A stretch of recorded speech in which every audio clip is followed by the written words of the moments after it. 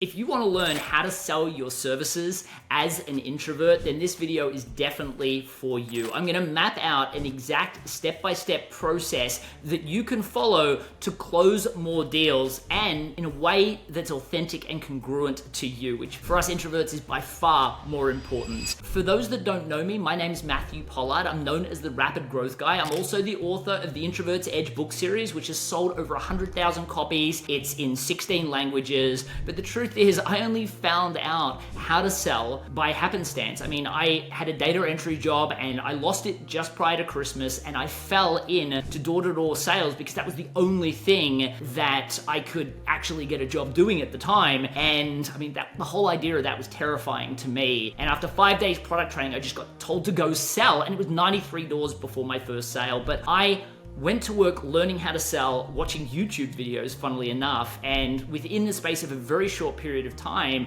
I ended up the #1 salesperson in the largest sales and marketing company in the Southern Hemisphere. And fast forward, just shy of a decade, I've been responsible for 5 multi-million-dollar success stories. So I've taught this ideology to thousands, tens of thousands of people, and it has worked. Not only that, I have used it myself. Now, before I get started on explaining the step-by-step process that you need to sell your services as an introvert, I really want to help you understand how sales has changed since COVID and why it's just an amazing time for us introverts to be salespeople. Because what's actually happened during COVID, people went to expecting sales conversations to happen on Zoom. So in the past, we had to go through all this small talk stuff and rapport building in a face-to-face meeting. People expected them to last 2 hours. Today, people are coming in more informed. They expect you to be more informed. They also want the meetings to be far shorter, and they truthfully don't want the small talk anymore. So for the salespeople that talk small talk for 15 minutes, usually they now get interrupted by a customer or a prospective customer that says, look, the reason I booked the call today is, and then they start having the dialogue. I mean, they take control of the sale. So it's not even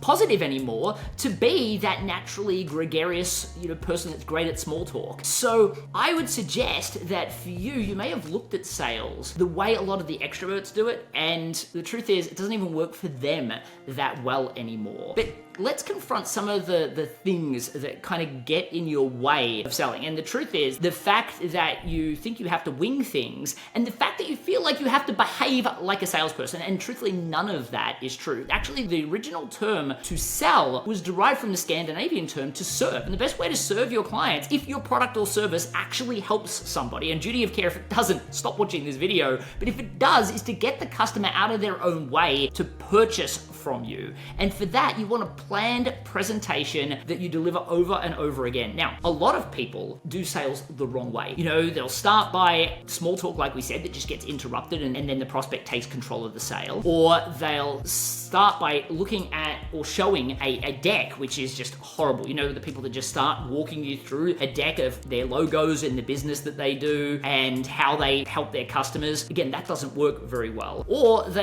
consultative sales is kind of that horror. I don't even like that, where people say, okay, so what I'm going to do, if it's okay with you, after the small talk thing, is ask you a whole bunch of questions, and if I feel like there's a fit for what I do, then I'm going to explain it to you in detail. Does that make sense? I don't want you to sell like that. I don't even want you to do any small talk. What I want you to do is this series of steps. Now, the first step that I'm going to give you, nothing comes before this. And what I mean by that is so many people in their head feel like they need to do small talk before they get to this step. And you actually don't. As a matter of fact, it works better when you don't do small talk. Now, storytelling is part of this sales system or this sales strategy, and that is covered in the later part of the sale. But because of that, we use storytelling because there's some science behind storytelling that it actually activates the reticular activating system of a person's brain. It actually causes your reticular activating system and their reticular activating system to synchronize, which creates artificial rapport, which we introverts are great at turning into deep rapport. So because of that, you don't need small talk to develop rapport with the client because you're going to leverage story to do it. So no small talk prior to this at all. The first thing you're going to say when you get on the call is just this: I'm so glad we can get on a call together today. Now, they're going to respond, yes, me too. That's as simple as it is. Now, one of the things that that I want to be careful of here is do not say, thank you for your time speaking with me today, or thank you for giving me some time to talk to you about the product or service that we offer today. Because that immediately takes you from two equals to I'm a salesperson. Why do you need to thank them for their time if they're not going to be sold to, right? If you're going to help them. So I like to just say, I'm so glad we can get on a call together today. And then they'll say, me too, and then I will respond with just this. Now, while I've had a chance to look at your brief notes that you left on the reservation, I've checked out your LinkedIn profile, and of course, I've checked out your website. Because a lot of that is static, what I'd like to do quickly before we get started is take a quick step back so I can hear a little bit more about you, what you're struggling with, and how I can be the most help to you in the time we have together today. Now, why have I said those exact words? And I mean it, say those exact words. Well, the first one says you've actually done your research. How many times do you get into a sales conversation and a person says to you, oh, I'm glad we get to talk today. Tell me a little bit about your business. The first thing I say in response to that is, oh, I'd love to. After checking out my website, what questions do you have? And you watch the salesperson fall apart because they've done no homework. Now, the truth is, introverts have generally done their homework and their research. They just don't say that they have. Now, if you're one of those people who doesn't do their research, then I would highly recommend it doesn't take a second to look at their LinkedIn profile or their website and the notes that they've left and get a good understanding of what they do and how they could benefit from your product. As a matter of fact, it saves you time because if you don't tell them you've done your research, they then give you this monologue that goes on forever and they resent you for having to do it, but they still do explain everything about their business, and it was a lot more than you needed to know. So by saying that I've taken the time to review the notes, it impresses them. It says I come prepared, which if you want to charge high rates, that's particularly important. And it allows you to then allow the customer to tell you just the things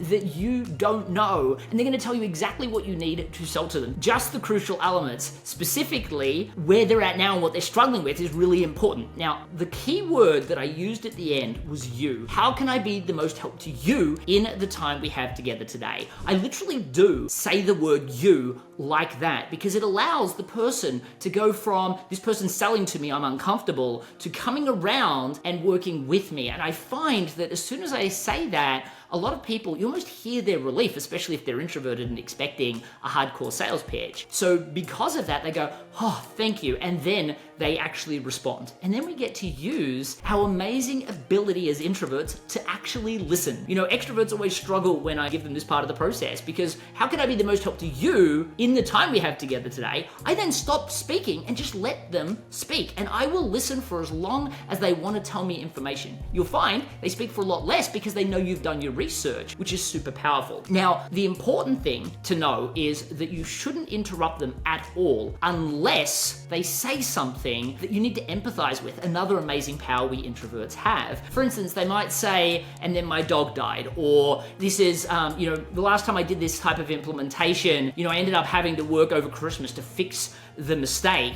Oh, I'm so sorry to hear that. Continue. I'm so sorry to hear that. I'll make sure that we include real attention to detail in what we do, but I don't want to interrupt you. Continue. Something that shows that you actually are listening and you're there with them. Where if they say something that's emotional and you don't empathize, that's weird, right? So you just want to listen and know that you can empathize, but other than that, don't interrupt. Now, once you get to the point where they've finished speaking, you then want to ask them a question or make a statement that gives them a paradigm shift. Now, there is science behind, and I'll explain what a paradigm shift is in a second, but there is science behind why this works so well. For instance, when you don't give them a paradigm shift, if somebody says, I want this product or service, and you give them exactly what it is that they're requesting, they'll usually fight you on price, they'll fight you on timeline, and they won't be sticky. You'll lose them to someone else at some point, or they'll be thinking about leaving at any point. But if you give them a paradigm shift, they'll be willing to buy sooner,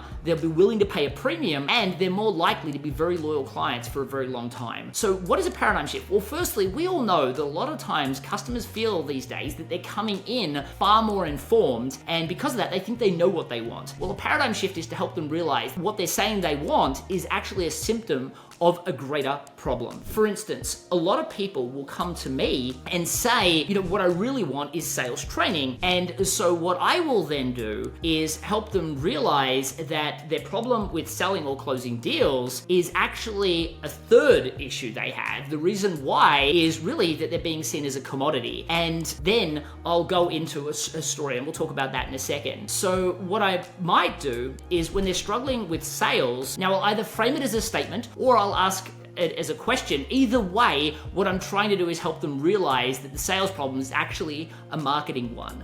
So I might say, based on what you've highlighted about you're struggling to close deals and you're constantly fighting on price, to me, I'm starting to understand, or what I'm starting to get a feeling of is that people are seeing you as a commodity, and that's why they're just shopping around for the cheapest price. And we need to get you beyond that. And what I find is that usually the way people articulate their value in a networking room or online is a great way of discovering whether that's the problem. So let me ask you, if I was to meet you in a networking room, what would you say? They'll then respond and they'll butcher it. And usually I'll say, like, imagine if I met you in a networking room, maybe I said something like, oh my gosh, I've been speaking about myself for the last 20 minutes. I haven't even asked you what it is that you do. What would you say? And that's when they say, well, that's where I get stuck, or they go through this horrible elevator pitch. And I actually have a keynote presentation called The Death of the Elevator Pitch, because I feel like it's terrible and there's a more authentic way of doing networking that doesn't sound that horrible. Or they'll go into this really jargonish kind of explanation. Okay, that's the problem. You actually remind me a lot of Wendy, and then I'll move into a story. So see what I just did there? I made a statement and then fell in to a question. Now, sometimes you can ask a question and then go straight to a statement. Either way, that's the process of creating a paradigm shift. They thought their problem was sales, but actually it's marketing. Or that they feel like their issue is the fact that they're looking for a cheap way of getting new staff, but what they really need to be thinking about is getting staff that they get a huge amount of longevity from, for instance. So if somebody comes to me and says, my problem's sales, I then ask a paradigm shift question, or make a statement and then ask a paradigm shifting question to then get them to see something different. Oh, okay, I hadn't thought of it that way. And then I want to go straight into a story. If you're in a networking room, what do you say? They'll then butcher that. And I'm like, okay, I think I see where the issue is. You actually remind me a lot of Wendy. And then I will tell the story of this person, Wendy, who was a language coach, $50 to $80 an hour in a really crowded marketplace. She was a language consultant teaching Mandarin, right? It's really, really commoditized these days. There's technology that you can teach yourself. There's people in China offering to do it for $12 an hour, and she was charging $50 to $80 an hour. And then I explained how we called her the China Success Coach. We created joint venture partners with immigration attorneys, and we actually created what we call the China Success Intensive that she ended up selling for $30,000. But I tell this story, and then at the end I say, so for Wendy, if she had started with sales, she would have already lost. What you need to be looking at how you can create what I call a unified message, right? The China Success Coach, the rapid growth guy. And then you can niche down, and I kind of explain the moral of the story, and I finish with, does that make sense? So the reason why I use story is for a few reasons. The first one is most people are used to hitting people with a ton of jargon, and I would highly recommend against that, because the truth is jargon overwhelms people. They feel like they're getting hit with a fire hose of education, and the truth is that they really don't need that. And I know you think you're educating them to make a great purchasing decision. They're actually overwhelmed, and they're far less likely to buy. The definition of to sell is to serve. The best way to serve your clients is to get them out of their own way. Storytelling's amazing at this. Firstly, it stops you giving them a ton of jargon, but the jargon that you do give them is attached to the story, and statistically, people remember up to 22 times more information when embedded into a story. As a matter of fact, I do a lot of sales events, sales kickoffs, January to March, and when I deliver a keynote, I will say that, and then I say people find that really hard to believe. And so for the people listening to this video, let's do it with you. Let's say I picked 3 items at random and I said, remember these items, and I'll do my best to help you remember. Chairs, the things we're sitting on, porridge, a good English breakfast, and beds, we get out of bed in the morning, we go to sleep at night. And imagine I said, okay, I've done my best to help you remember those items. A year from now, I'm gonna reach out to you and ask you, when you're in the middle of something, what those items are, and I need them in order. What do you think your chances of remembering? Very few people say that they've got any chance at all. And then I say to them that, remember the story of Goldilocks and the 3 bears. Instant recall. Why? Because people remember up to 22 times more information when embedded into a story. Again, it also activates the reticular activating system of the listener's brain, and the teller's brain creates that artificial rapport. And then Also, it short circuits the logical brain and speaks directly to the emotional brain. Now, the logical part of the brain, the part that's saying, this will work for me, that won't work for me, I haven't got time for this, or send me a proposal. The emotional part of the brain literally short circuits that part of the brain, goes story time, and it just listens, assumes all the detail of the story is fact, and is just listening for the moral. And if the moral is that we worked with someone just like you, or I worked with someone just like you and I got them to an amazing outcome, they're going to want that for themselves as well. So because of that, I highly recommend that you use story. As a matter of fact, you can't use this process unless you leverage the power of story. Now, I don't mean a story that comes across like a case study or a testimonial. I mean a story that's kind of equivalent to the story of how you met your boyfriend, girlfriend, spouse, life partner. Story that over time gets improved but has a huge amount of emotional content. As a matter of fact, if you want me to create another video explaining how to structure a story, then comment on this video or give this video a big thumbs up and help me know that this is content that you're really interested in, and I'm happy to create that video. But what I want you to know right now is the story has to make the person in the story the hero. You don't want to brag about the fact that you worked with them. You want to say something like, this person had this problem, here's how it was emotionally affecting them, the struggles they had. On our very first call, they realized, so they went to work doing all of this stuff, and they got to an amazing outcome. I mean, they know that you worked with them, but you're not bragging about it, so it doesn't sound like a testimonial. And also, then you deliver a moral. So, for instance, I will say, so if Wendy had started with sales, she would have already lost. What she needed to do was this, this, or this. Does that make sense? And I always finish my stories with, does that make sense? And if it's a video call, I'll nod my head, because then they're far more likely to say yes. But after you've told a 2 to 3 to 4 minute story, and yes, they will listen to a story that long. Just like they won't sit and watch the news for 30 minutes without checking their phone. They might sit and watch a 3-hour movie without even realizing they had to go to the restroom before they started. They will listen to your 2, 3, 4 minute story as long as it has a lot of emotional content in it. And when you say, does that make sense? They're far more likely to say yes, because they just realized that they've been listening to you for 3 or 4 minutes. They feel it's far more tangible because they've seen it applied. So they will feel like it makes far more sense than all of the education that you've given them. Now, they will feel like it makes far more sense than hitting them with a fire hose of jargon, which is probably what you're doing right now. Now, when they say, does that make sense? I would suggest you respond with, terrific. Now, at this stage, I can do one of two things. I can direct you to some great free content where you can continue down the path of obtaining rapid growth yourself, or whatever applies to you, or I can talk to you about what working with me on a very short-term engagement looks like. Do you have a preference? And then let them self-select. Now, if you've got an online program too, you can say, I can talk to you about some great free content that'll allow you to continue down the path of obtaining rapid growth yourself. I can talk to you about my online program and how you can work with a group of like-minded service providers on the same path towards rapid growth. Or I can talk to you about what working with me on a very short-term engagement looks like. Do you have a preference? Now, notice that I started with free content. Now, if they ask for that, firstly, they're saying one of two things. You either haven't given me enough information in order to want to buy from you, or I have no money. Now, the reason for that is because what we've done is an emotional sale up until this point. There are some logical people, and it's far fewer than you think, that need more information from you, more value from you, before they're willing to commit to hearing about the products and services that you offer. Now, there are also going to be a group of people that just don't have any money. So I always find giving them 3 pieces of content, maybe an audio, an article, and a template, works really well. And I spend about 5 to 7 minutes explaining it to them when they ask for free content. And the reason I do that is for those logical buyers, they're like, wow, I asked for the free content and they gave me 5 to 7 minutes worth of additional value. I want to work with this person. If they're willing to do this for free, imagine how much they'll help me if I'm paying. Now, when we get to the end of explaining the free content, I will send all of that to you at the end of today's call. And they'll say, oh my gosh, thank you so much. And you say, no problem. Now I can leave it at that, or I can talk to you about whatever the next thing is. Like if you've got an online program, you say, or I can talk to you about the online program that I have, or I can talk to you about my short-term engagement. Logical people will now say, talk to me about that. The people that don't have any money will say, no, I'll just leave it at that. Thank you very much. Now, here's the great thing about that. These people have just told you they have no money. So you don't need to follow them up. You don't need to feel bad. They were never going to buy anything off you anyway.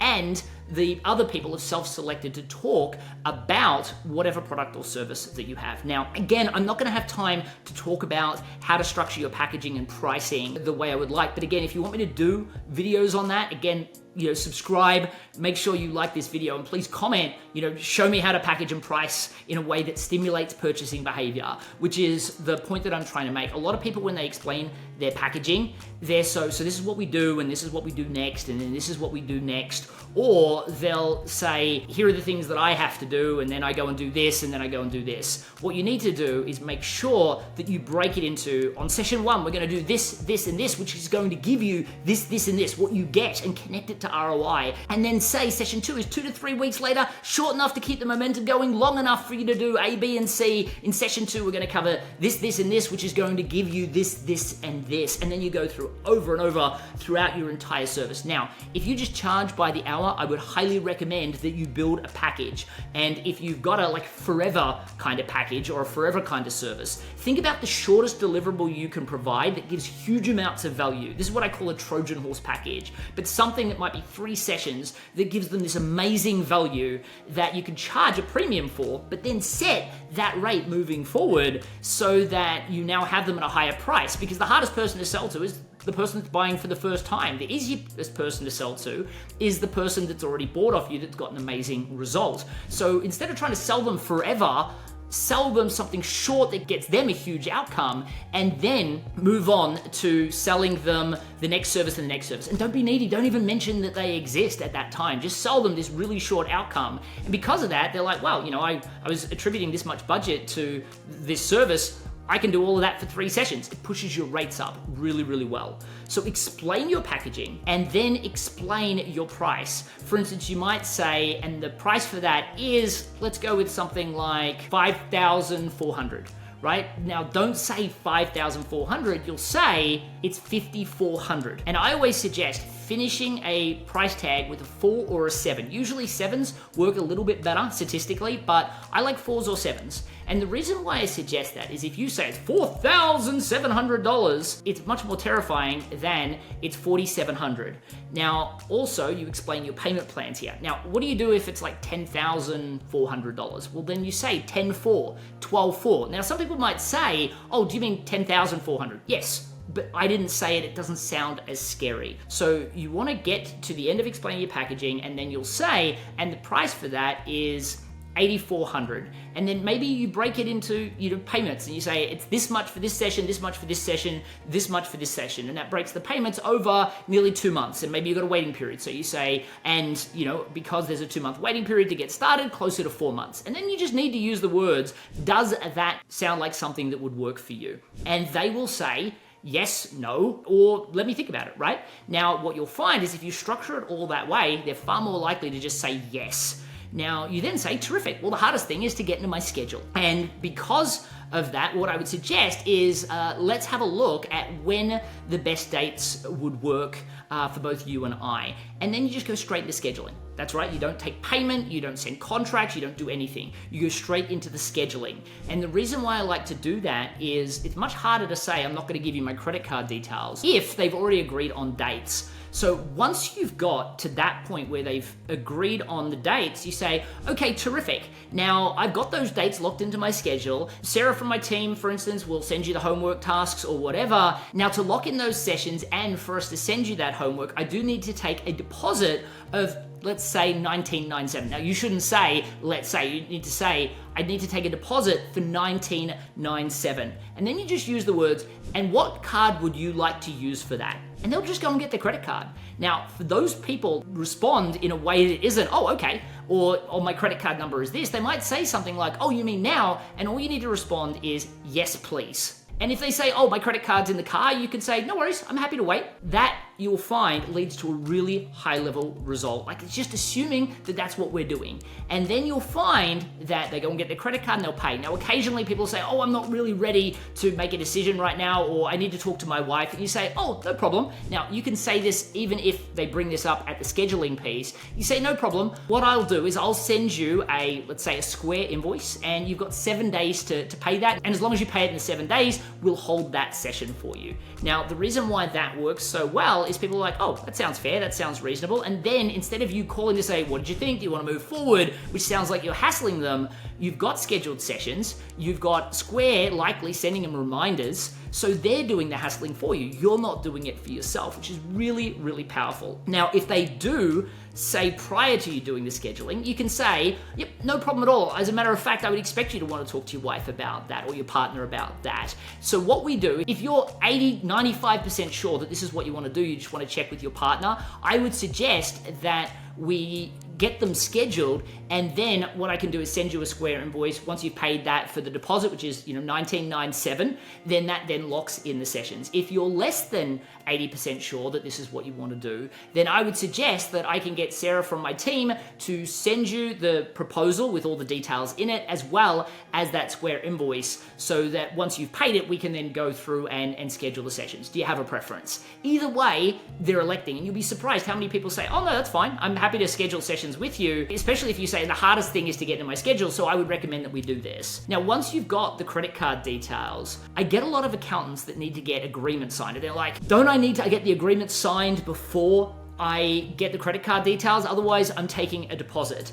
and I may not be working with them as a client if they don't sign the document. Well, firstly, they're more likely to sign the document if you've taken their credit card details, but then secondly, you can refund the money if they decide they don't want to sign it. And so I would suggest get their credit card details first, and make sure you're ready to collect their credit card payment right there on the spot. Whatever system you need, make sure that's set up. And for those people that like to bill in arrears because they don't want to pay credit card fees, put your prices up and to account for the credit card fees and get the credit card right there on the spot. That way you now have a client. It's going to make you far more money than worrying about credit card fees. Now also, you can send the agreement through something like DocuSign, have it ready set to go, so you can click 2 buttons, send it to them, and then what I would suggest is walk them through the basic things that they need to be aware of, and then ask them to sign it right there on the call as well. And say, I'm going to send you the agreement now just so that you've got it. That actually need to be signed before we can commence work together. Now, would you prefer me to just run through the quick points now just so that you can quickly initial that? They'll usually say yes, and then you run them through 2 or 3 points, tell them the rest is boilerplate, and then get them to put a squiggle at the bottom. Once you've done that, oh, by the way, you notice they said the word squiggle. I never use the word signature if I can avoid it. So I use the word squiggle at the bottom. People laugh. You can say John Hancock, I guess, but to me, I feel like that sounds too much like signature. So I just use the word squiggle. I try and make it seem like it's a nothing thing, and because of that, they're far more likely to give it a squiggle. Now, when you get to the end of taking their credit card details or them signing the document or them receiving the document and you know that they're going to sign it in the next week, you then talk them through the steps they need to take to get ready for the session. And I would spend a couple of minutes talking about this because a lot of people get off the phone and go, oh my gosh, I just bought on the spot, I never do that. And because of that, you're going to have given them a reason to call tomorrow and say, actually, can I change my mind? But if you spend just a few minutes walking them through how to prepare for the session, all the things that you're doing prior, that giving them your cell phone number and saying this is a really important period, so feel free to send me an audio message if you've got any questions or whatever way you want them to do that, the chance that they'll call you tomorrow is almost nothing. And then you get to the end of explaining that, you say, well, terrific, I'm really looking forward to working with you. Are there any last questions you have for me at all?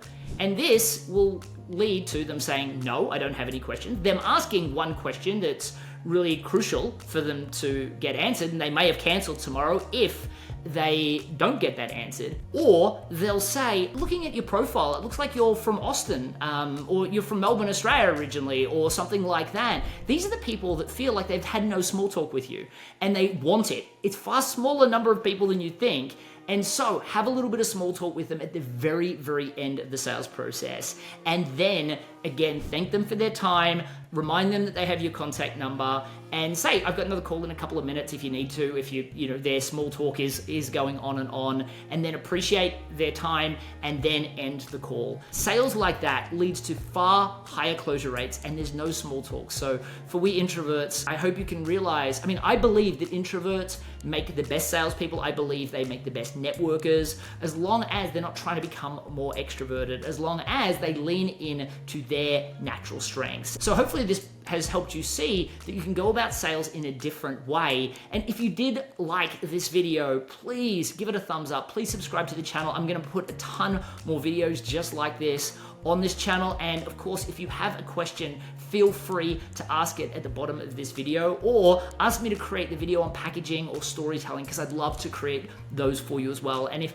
they are already created by the time you're watching this video, then they will show up on this page now so that you can click on those videos and learn from them as well. Thank you for your time. I hope that you can see that this will change the way you sell. I know that it will drastically increase your closure rate, and I can't wait to hear about your results. And if you do get results, which I have no doubt if you apply this, you will, please post about those below this video as well. I would love to get great feedback from you about how this ideology has changed your life. Thank you, and we'll see you in the next video. Cheers.